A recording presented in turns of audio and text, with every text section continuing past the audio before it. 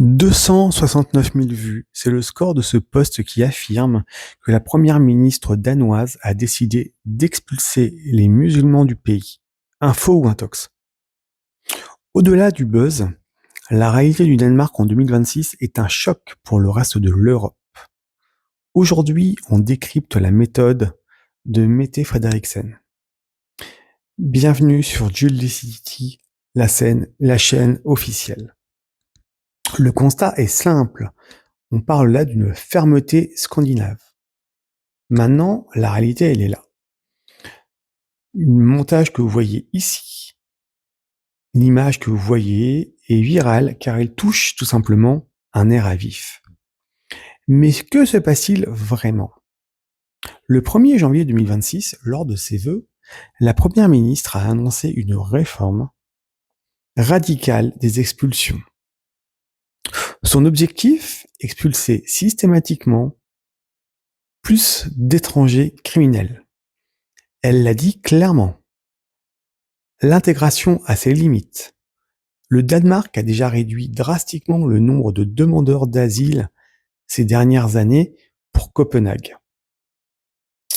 Protéger le pays le plus heureux du monde passe par un contrôle total des flux. C'est pas moi qui dirais le contraire. Maintenant, mon analyse par rapport à ce sujet va tenter d'aller un petit peu plus loin si c'est possible. Pourquoi ce sujet explose sur nos réseaux? Tout simplement parce que le Danemark fait ce que beaucoup s'interdisent de penser.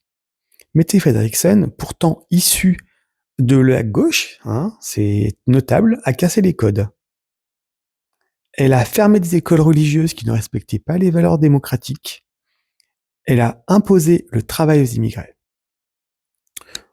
Ce que le post X-Twitter appelle expulsion des musulmans est en réalité une politique de zéro asile et de zéro impunité.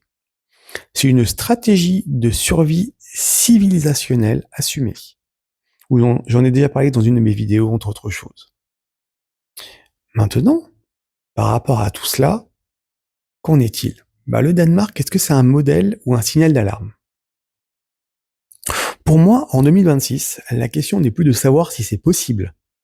Parce que là, cela est possible. Mais la question est plutôt de savoir si le reste de l'Europe osera suivre. Mette Frederiksen montre que la défense des valeurs nationales n'est pas une question d'étiquette politique, mais de lucidité face aux faits. Et vous, pensez-vous que cette fermeté est la clé du bonheur danois? On en parle en commentaire.